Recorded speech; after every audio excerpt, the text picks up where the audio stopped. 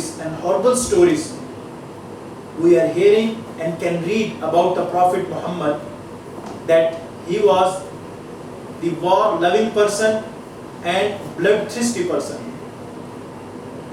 But had one of us, when he studied his character, when he studied his biography, and make him object in its study, he would be realized that Muhammad was never war-loving, but he was the war-hating and was the pardoner as a commander.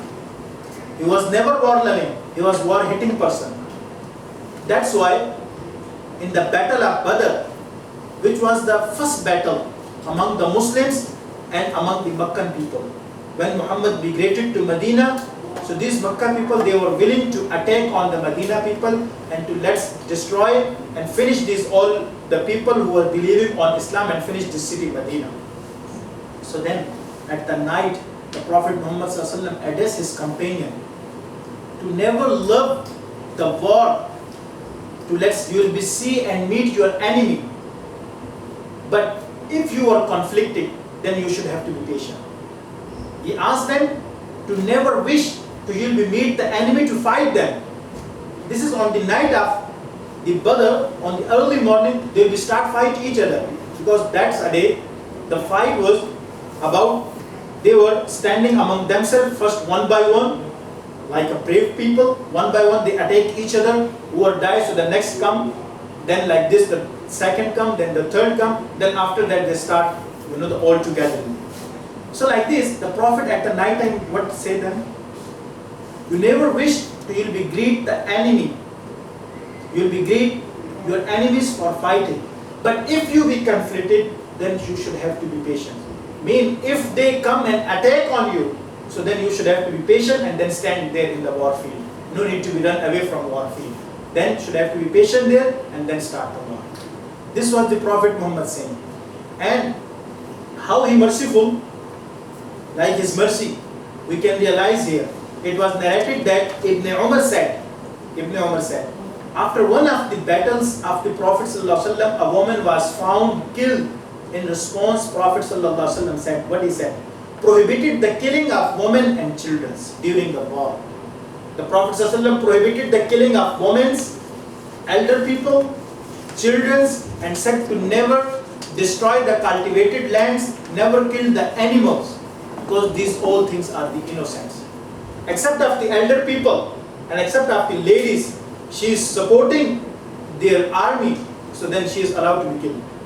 And if the elder people, who is the commander and who is commanding his army, so now this elder person is allowed to be killed. Even though if some elder is seated in his home, ladies are seated in his home, children are seated in his home, and the animals are catch in their homes or maybe in their fields, and the cultivated lands, this whole thing should have to be not killed, and the cultivated land should have to be not destroyed. But what was their focus? Those who are coming and attacking on you, you should have to be kill them and you should have to protect yourself. And the most of the battle of the Prophet Muhammad ﷺ not was in attacking mood, but was in defending mood. They were saving themselves by enemies, because all the times they become a big they were facing a big number of the armies, and with the great arms at that time. When in the battle of Uhud, when we study it, most of them, they have no sword. With the companion of the Prophet Muhammad ﷺ, and opposition side, they have around 1,000 people, and they wear the all which keep them from the attacking of the sword which killed them. They wear that dresses, and they have the great arms. But even this side, some of them they have sticks, some of them they have a sword, some of them have nothing, but just participating there. So all the time they defend themselves, never go to in aggressing mode. That's why reported by Abu Huraira said that the Prophet ﷺ was asked to invoke Allah against polytheists. To invoke, call the Allah, let Allah destroy these people who is not believing on God. What he said? He replied, I was not sent out cursing, I was sent out as a mercy. And the verse I have recited in the starting, وَمَا أَرْسَلْنَاكَ إِلَّا رَحْمَةً لِلْعَالَمِينَ. I have not sent down accept the blessing and the rahmah of the Allah subhanahu wa ta'ala for the whole world. Rahmatan lil alamin. Not just for the moment he was rahmah. Not just the blessing of Allah, not just for the moment. Because now you see here, his mercy was not with the moment. His mercy is not, he dealt this thing not with the moment, not with the believers, but with the non-believers. Even his mercy was, and when he conquered the Makkah, and he entered in the Makkah, when after the pledge of Hudaybiyah, when they never realized the condition of the pledge, so then the Prophet said and informed the Makkah people, we will become an attack on you. If you will behold us, so then there will be the fight. Then the Muhammad came and attack on Makkah and entered in the Makkah. When he entered in the Makkah, there was never waste any one soul. He conquered the Makkah without bloodshedding. If he was bloodthirsty and a conquered army, how he killed the people? Like the ants, they are going to, putting the feet on the ants person, he never realized how many ants I have been killed. So the conquered armies, they never realizing there are the children and there are the women, they are going to kill each and everyone. But when Muhammad conquered the Makkah and entered as a victorious leader and a victorious commander, when he entered in the Makkah, one of his companions said, today is the day of humiliation of the Quraysh. Today the person who is not a violence, he will become a violence. He will do violence here, meaning he will be kill the people. When Muhammad heard this thing, he said, no, today is the day of mercy, not the day of violence. And today, a day of honorable day for the tribe Quraysh, not the day of humiliation. This is the saying of the one commander who was the state holder in Medina, and he come now and enter in Makkah with a great army, and what his status come out, what his commandment come out, and what he say when one of his companions say, today the day of humiliation, he rejected it. And today they will see our violence, will be how we kill them. Prophet said, no, today the day of mercy, will we forgive them all. Most of them, they attack their families. Most of them, they attack and kill the Muslims. But the Prophet said, today is the day of mercy. I forgive you all. This was his mercy. And in the end, this is the sum of his teaching. Like purity of self, obedience to parents, behavior with relatives, bringing up daughters and orphans. Because when we study, so before the Prophet, the Arab peasants, they feel shy when they get a birth, when in their homes the girl get a birth, so they feel shy and they kill them alive and bury them. Obedience to rulers and kindness to everyone. So here was the short brief history of the Prophet Muhammad sallallahu alaihi wasallam, and we have completed with the stages wise till to 40, till to his first message of the revelation, and till to his first journey of preaching to the Taif. And after that, shortly, I just close it. Any of you have any question regarding this today topic? Yes.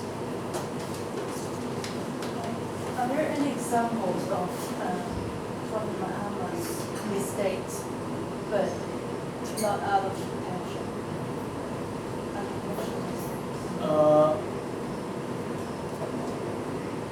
Don't think so. In a one place, that is not considered a mistake. When the people were caught after the battle Badr, there were some prisoners who were caught by the Muslims. More of them were killed, but few of them, they were in prison. So then the Prophet ﷺ that time decided to should have to be release them and take revenge by their families, and let's release them. But that time his companion Umar said no, because they are the enemy of Islam. They are not just our own enemies. So they want to be finish this religion. So each one of them, they were related to each other. So some of the prisoners, they were very close relative to the Muslims. So then the Umar said, we should have to be hand over this prison to his close relative, to let he kill him. because if we leave them, so again next time they will again come and attack on us. But the Prophet, mercy was there also. He said, no, we are taking a revenge, and then we release them. After that, the revelation came upon Prophet Muhammad sallallahu alaihi wasallam. You are taking the money instead of killing the people because they were your enemies. So as you said, there have any kind of mistakes which is not done by intentionally. So this can be considered little bit because this was his decision, but it was not considered as a mistake because this decision was took by the gathering of the all, with the consultation of the all people. But this decision was not, the much appreciated by the God Almighty.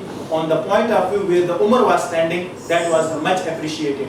That's why the Prophet said, you are here giving you the warn to don't take decision like this time. And at one time, the Prophet prayed, because when we study his life, so the mercy like this, the topic of mercy always come in our front. There was the one, the hypocrite, and he was died, and he was the king of the hypocrite, Abdullah bin Ubay. So then the Prophet ﷺ participated in his funeral prayer, and then the same times the Umar also asked him to don't participate in his funeral prayer because he was a hypocrite and he always protested against Islam and you and the Muslims. But the Prophet again participated in it. Then after that, the Prophet ﷺ was said by the God Almighty, you are not allowed after this to participate in any funeral participation or in any funeral praying upon the hypocrites. You understand? So this was done by him, which was not gone in his favor. Yes. You just mentioned that Muhammad married a divorced woman and some old woman because he think those women could not be left alone, right? Yes. So do you think in Islamic marriage, love is not that important? Love is not, yes, why not? Love is important. According to our age, love is very important. And Islam allows us. This is just as I quoted this thing just for a reason behind it, the logical reason. What logical? For me, it's kind of responsibility. It's not kind of love. Romantic thing, right? I express you, this is a kind of love because you love the poor people. That you arrange for them their livelihood. So that's why you take them in a marriage.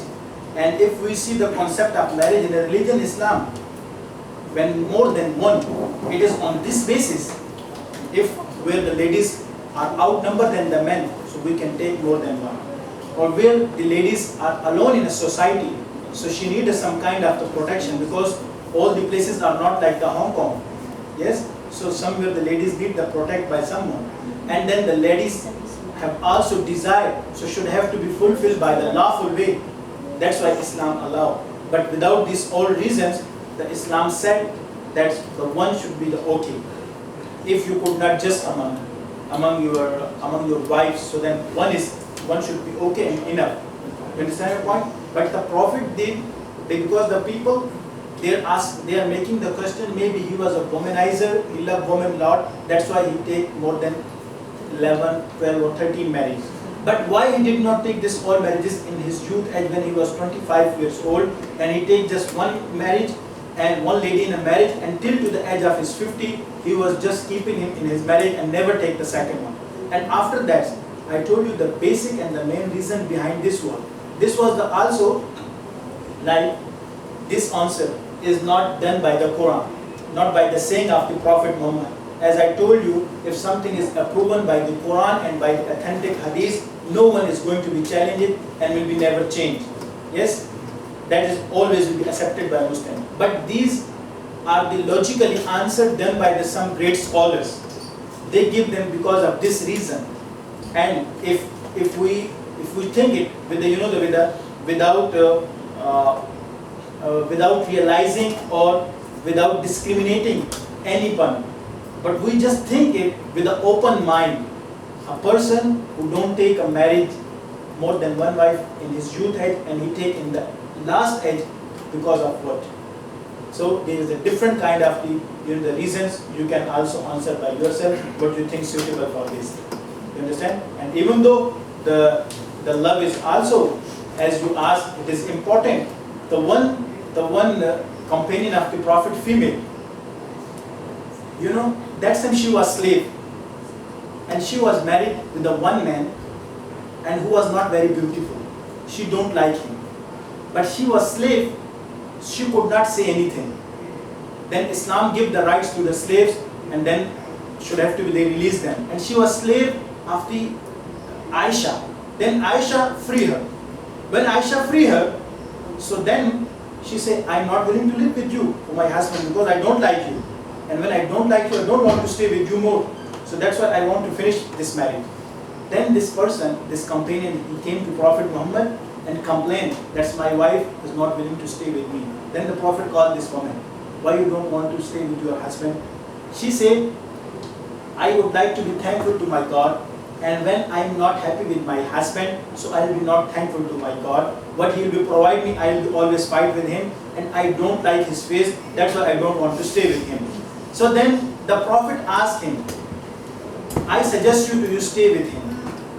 Then she asked, is this your order, or you are just consulting with me? The Prophet said, I am not ordering you, I am just advising you. She said, I am refusing your advice because I don't love him and I don't want to stay with him. The Prophet break their marriage. So the love is important. It should have to be through the right manners. It should have to be through the the right path. Should have to be taken. And Islam, the encourage the men and women. Today should have to be start love among themselves when they become the couples, the husband and wife. That's why before this type of, which is just besides of the lust, and then Islam actually don't Islam actually don't allow this thing in which your respect is also going to destroy among the society, and the men respect is also not still remain in the society. Islam don't encourage this type of the things. But Islam give us a life of modesty, and the ladies should have to be more modest as men should have to be also. Love before marriage or love after marriage? Both are allowed when you are engaged with someone. For example, if you are engaged with some ladies by the family engagement, or maybe you are ready to you marriage in the next month or maybe after 2 months, so then you can love each other. Love is actually the thing showing the kindness. But nowadays this word love we use with according to the mind. What my mind is going to be take about the love, that's I know, and what your mind, that's you know. So if it is the kindness and the showing pity on his partners, so then maybe it is allowed. But if it is against the law and some unlawful relation, so then that is definitely not allowed. Maybe the respectable person will be never allow this thing without any lawful acting and without any lawful actions. He will never involve himself in this type of thing. Yes. We got on.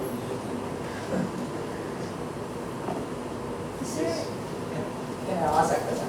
I'm sorry I came late. No problem. Here, according to the PowerPoint, the angel started to communicate with him in year 610. Yes. Actually, at that time, what was his age? His age was, you consider it because he became a messenger in a 40. So he was 40 years old. And then 623. So 610, 623 migrated to Medina, and then 628 passed At the away. age of 40, he was given the revelations of the Prophet. Then after he was alive for 23 years. Yes. Is there a maximum number of wives indicated by the Quran? Or Yes, I just said about it. In the Quran said you can take 4 wives, and because of these reasons which I told you. And then in the end of the verse, and this is just a religion Islam who restrict the man in the taking wives in a marriage, and say if you could not just, then one is enough. Yes, brother, we will again forget your question. I have 2 questions I want to ask. No problem. The first one is, if someone asks us, who's the mother of the Prophet Muhammad, how should I ask her? So Because there's two mother, one is feeding mother, One is and then the grandmother. Yes. Which one is better answer? The better answer is What Amina is is the the second mother. one? The second one is the, you can say the breastfeeding or maybe nurse mother. Yeah, nurse mother. The stepmother. Yeah, not stepmother. Stepmother is different thing. Nurse mother. Nursing mother. And then the Muhammad was the child of Amina, not the child of Halima. Halima just breastfeeding. And then that was, she was called the nursing mother, not the real mother. Also, because you mentioned that time, the environment was for the people, they come out outside from the villages, they take the children Yes. to take them for Yeah. the good environment. And that's why after 4 years, Halima returned the Muhammad to his mother. So Halima was the nursing mother and the Amina was the And also Prophet Muhammad sallallahu alaihi wasallam was respecting also Allah. You mean the all answers are acceptable to the Muslim? Sorry? It means the nursing mother, and the birth mother, and also the mother of Prophet Muhammad. Yes. He was respecting. Yes.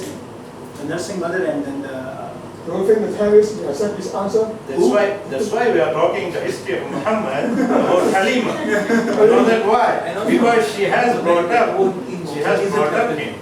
you know the nursing mother, The terrorist question. the nursing mother will be get a rights of real mother. Rights of real mother. For example, if I was breastfeeded by some ladies and her own birth children also breastfeeded with me, so now I am not allowed by the religious law to I take her daughter into marriage, because now we become brother and sisters. But there is a difference, because this is my nursing mother and this is my my real mother, because she gave me the birth and she just breastfeed me, she just nourished me for my childhood. So there were no doubts in it, because now here we have the concept of the nurse mother, but we have the feeder mother, we can say. That's the milk feeder. Here the very few people breastfeed. Yeah, no breastfeeding, very few, but we feed our child here with the formula milk. So in Pakistan, my younger brother, he also used to the breastfeeded by some ladies in Pakistan. So still now he's always in contact with that ladies, and then they ask how she is living, and then he's helping, because she is like now his mother, not real mother, but like his mother, can take the same right. And also he respect a lot. Yeah. Bibi Halima. Yeah. As like a real mother. So nowadays we have Formula brother. Formula brother.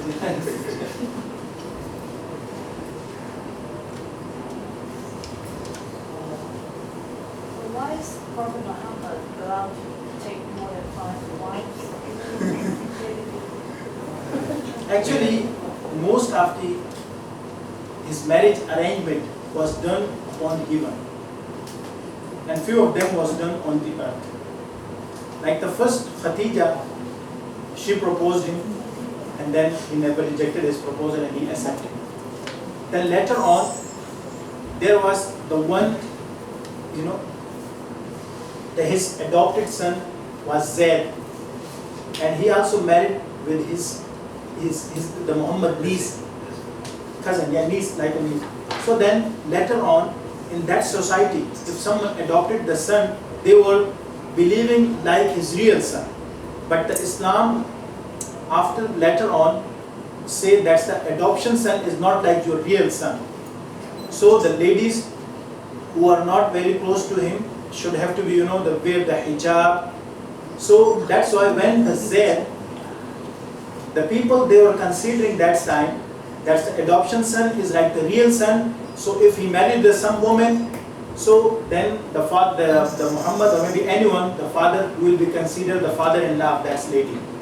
But the Islam denied this thing, rejected. So the marriage was happened like this. When Zayd bin Harisa, he divorced her wife, so then she was niece of the Prophet Muhammad, and then Prophet Muhammad take her in a marriage, and this marriage ceremony and this marriage agreement was done upon the heaven, as Allah chose this lady for him, because to removing this custom among these people, to the adoption son is not like the real son. He could not take the place of the real son, but he is always be the adopted son. So then later on Islam denied this adoption, because he is not like the real son. But Islam emphasized we should have to help the orphan people. But if someone adopting some some child, so he is not like his real son.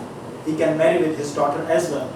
And that's when the people, they were not marrying with each other. So then Muhammad was the great influence among the people, and if it is done by the Muhammad, so then the whole society will be followed on this step. So that's why there are the few reasons behind that. As I told you, the main and the basic reason to the Muhammad private and the family life should have to spread it among the ladies, among the other tribes as well, how he was. And that's why I asked you, if some person get assurance by his family, so then all will be going to be accepted him, because he is very close to his family. So from the different tribes, when he take the different wives, so then it was way to the religion Islam reached to that tribe. But the rules for us Muslims, we could not take at a one time more than 4 wives. But if you survey the Muslims, maybe around 90% Muslim, you will be find they have just one wives. They have just one wives. If it is too important in Islam, so then the all should have to be 2 or 3. But those they have 2 marriages, they are always in difficulties, and they say we could not just among themselves. That's why the one is enough. Because if one who could not just, so for him is a terrible punishment in the day of judgment. Because the one side on the day of judgment will be paralyzed because he did not just among their wives. It is only a provision. Yeah, Even permission. today, in Hong Kong, there is one man is having 4 wives, more than 4 wives. You know that? Yeah. Mr. Ho. Right? It is up to the This is people. not a legal marriage. Huh? This is not a legal No, marriage. it is a legal marriage in Hong Kong only for him. It is legal. No. Mr. Senator do not have a legal marriage. They don't have legal one. I've been close one thing. I've been close one thing as Lawyers, as you said, legal marriage or illegal marriage. Islam just allowed the legal marriage. There is no concept no of friendship, and there is no concept of illegal marriage. That's why I say the modest person will be never impose the lust with someone without lawfully act. If someone doing this, so this is his thinking. That's why I told you, as you say, the Islam allowed the love word. That's why I say the love word, if different meaning come in the different people, different mind, according to their minds they are thinking. We think the love as a kindness. When you show the pity on someone, when you show the kindness, like we love our child as well. So this love and when a person who loves his wife, both loves are the different. So that's why here is also the Islam allow the love, but should have to be on its own criteria. Where should it maintain? Yes. If we adopt a boy, for example, he's a baby, a Muslim, are we allowed to wear hijab if he's growing? Yes. So we're not open to, Yes, like your real son. And when he becomes like enough, he can look after himself. So you are encouraged by religion to you help him and support him. But the fact is fact, that is adoption son is not like the real son. So that's why the old laws, like the rules and regulation for your own sons, you could not apply here. Yes. As far as I know, in Libya, Libya, under the ruling of the old president, old leader, then only one man only allowed to marry one wife. But now the Islamic government said this is against the Muslim culture, and then they allow one man to take more than one marriage. Do you think this is okay? In starting of my today presentation, I said the basic source for the religion is Quran and Hadith. No one is going to challenge it. If the Quran allow the Muslims, so no one can go and put the restriction. If somewhere is like the country restriction, that is some different things. So if it is done by the Muslim or non-Muslim, have no concern with the religion Islam. Islam actually permits you, as the guy, respectable guy said. You mean the Muslim do not respect the law of the nations. No, respect the law. If they take over the power, they will change the law. No, it is not mean. It is mean. That's why the things happen in Egypt. No, actually, the one in major, I think, the marriage is not very as important as the question are raised, but we should have to be answerable here because we are standing in front of one thing. Exceptional case. It is not commonly prevailing in the society. You understand? Here, you just ask everybody If those are anybody is having a second marriage. No. I think. No, it is actually a Oh, religion. yes, in Middle East, No, as a religion, it has given a provision. Okay, in some circumstances. You see, the Chinese, what they are doing in Hong Kong, they are just crossing the border and they are having a lot of concubines there. So Islam has never said that. Why the Chinese ladies, they don't trust the Hong Kong people, Hong Kong guys? I know, I'm living in Hong Kong 25 years. They don't like the Hong Kong guys. Why? They don't want to cross the border. They're guys. Why? They say they are afraid. No, it is not. I'm not isolating any community. See, if you have a religion, you have to give some provisions. It is not a common law that everybody has to have 3 or 4 wives. Nobody is having like that. Is it? So it is not that Islam has believed in polygamy. It is not for everyone has to do that. In exceptional case, you see, you take it in India. India, you cannot marry a second wife as per Hindu theology, Hindu belief. I am from India. Hindu belief you cannot take the second marriage.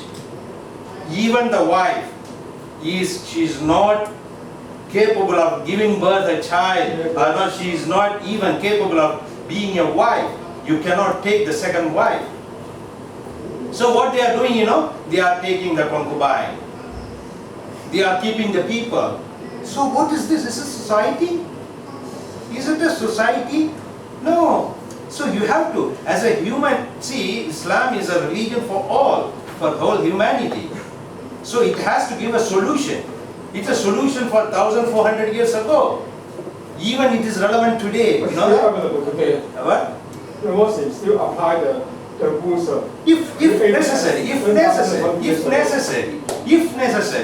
there is no necessary, how can we go for the second wife just for... There is the same condition in the same verse. Yes. If you could not just among your wives, then one is enough.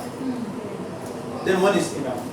So the permissible things, it's not mean that it is ordered by the God, you must be take, but permissible. And that's why I said, this is just religion Islam who restrict the man to taking more wives. There is no other religious script on the surface of the earth in which his restriction is quoted, like you can take 1, 2, 3, 4. They were leave free. How many they want to take, legally or illegally? No. So Islam Four is the maximum. Yeah, the 4 is the maximum. 4 is the maximum. If someone can, can just among themselves, so then the 4 is the maximum. If one who is willing to take. 4 is the maximum on occasion basis. Sorry? On occasion basis. Not vocational basis, but the 4 is the maximum if one want to take. But it is not necessary. Permissible things, for example, you are permissible to you can cross. So it's not mean to someone is asking you must be crossed. No, you are permissible, you can pass from here and you don't want to pass. Man has a thirst. Man has a thirst. It's not so easy. Yeah. There are certain conditions. You can afford 1 wife, 2 wife, 3 or 4, then you can marry. And if you can treat them equally, then you can marry again and again. It's not so easy. There are so many conditions. So you are welcome to read the history of Prophet Muhammad.